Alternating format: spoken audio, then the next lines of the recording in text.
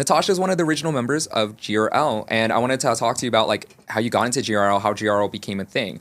Absolutely. I know it started with an iteration of the Pussycat Dolls 2.0, Yeah. and that's what you were initially slated to do. Yeah, so, okay, I love that you also mentioned earlier how I was really inspired by, like, the Spice Girls and Pussycat Dolls and Christina Aguilera and Britney Spears, and it's so interesting because these groups and people were definitely huge influences on me growing up, and I always wanted to be like a powerhouse solo artist, but also loved the idea of being in a girl group, especially those specifically. Yeah. And I don't know really where to start this story because it can get a little bit long-winded and I want to give you like an exciting version. Well, you know what?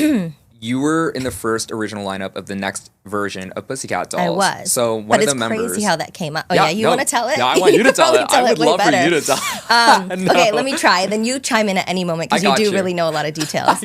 So one of my exes was a professional dancer and he was friends with Lauren's boyfriend. Yeah, you already know. Who was also a professional dancer. Lauren's another girl in GRL.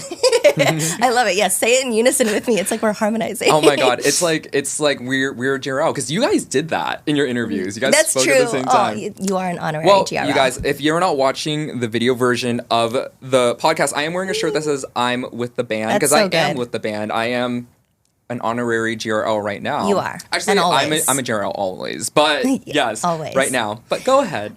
So he knew Kenny, who's Lauren's husband now, actually. Crazy. And so that's kind of how I met her, and she just found out, I think, through them hanging out together, our boyfriends, that I sang and I danced, and so back then, we didn't have Instagram, which is so crazy. It was not that long ago, y'all. When we started GRL, we did, but like at this point, I don't think we did. So she was searching. Yeah, she was searching me on like YouTube and kind of found a few of my videos, and she told Robin, she was like, oh my God, you've got to see this girl. Like, she's so good. And I didn't know this was happening. And so she had me meet Robin a few times. And I actually did go to one of the Pussycat Doll auditions. Yeah. And Robin is the creator of the Pussycat Dolls. And she also is the creator and founder of GRL. Yes. So this is where they're meeting for the first time. Go ahead. I love you chiming in. This is so good. Can you always help me tell my stories? Oh my God, please? I want to. I need it. And yeah, so I ended up meeting with her. And I think, there were a couple versions of that, and for whatever reason, like they'd had different versions of PCD 2.0, like they did a commercial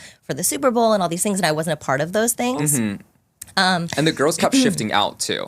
The lineup kept shifting out for the Pussycat Dolls 2.0. So at this time, guys, it was late 2010s. The Pussycat Dolls had disbanded, and Robin was working on a 2.0 version of the girl group, and this is where Natasha was coming in. Paula was actually, and Lauren were both part of the Pussycat Doll 2.0 lineup, which are also two other members of GRL. But go ahead.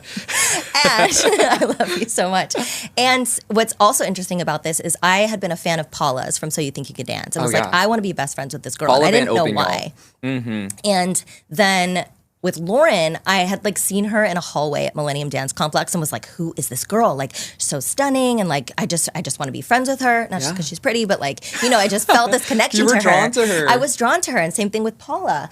And so anyways, I got this call or this text in the middle of the night that I'd like woken up to. And Lauren was reaching out saying, hey, would you want to meet with Robin Antin, who's the creator of the Pussycat Dolls, which I was a huge fan of, and Larry Rudolph, who had started Britney Spears' career and managed her throughout like her entire career. Right. And Ron Fair, who had kickstarted Christina Aguilera's career. Right. And so these were mega people that I'd been wanting to work with and had looked up to since I was a little girl. Yeah. And when I got that text, I was big like, names. Yes, I would like to meet with them. What are you talking about? And so even though I was like so nervous and overcome with all these emotions, I was like, what is happening right now? Holy moly, like this is just an undeniable yes. So Absolutely. Of course I said yes.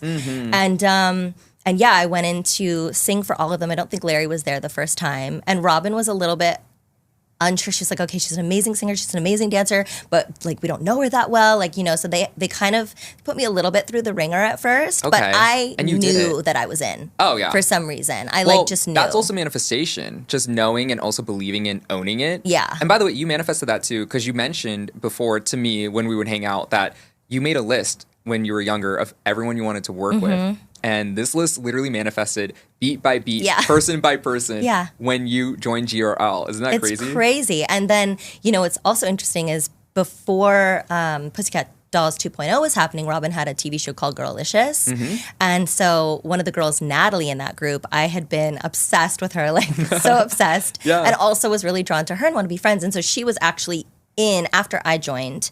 Then Natalie joined PCD 2.0. She didn't end up doing GRL with us, but she was part of that. So that was another crazy manifestation. Oh, yeah. And like as an only child, I had so much time to daydream. So my favorite part about that is like I've always been a little bit Delulu. Oh, period. Yeah.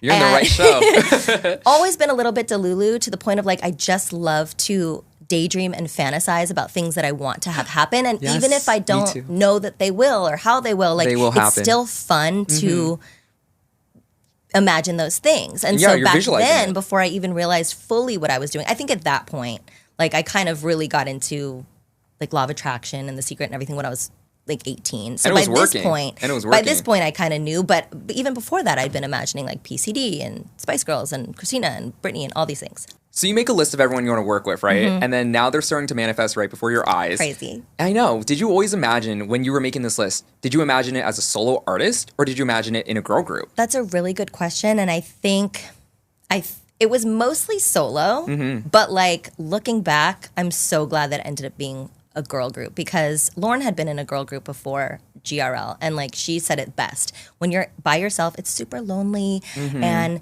there's pros and cons to working in a group as far as and working solo, but I think there's so many more pros when you're in a group. Yeah, and then you have that like genuine camaraderie. Absolutely. You can borrow each other's clothes, you can help each other get ready. And then you have each other through everything. You're experiencing it all together and that's beautiful. And what I always say I love about GRL is that you guys not only looked like you loved each other, but you really did. You were really best friends. We were best friends. The chemistry is unmatched to this day.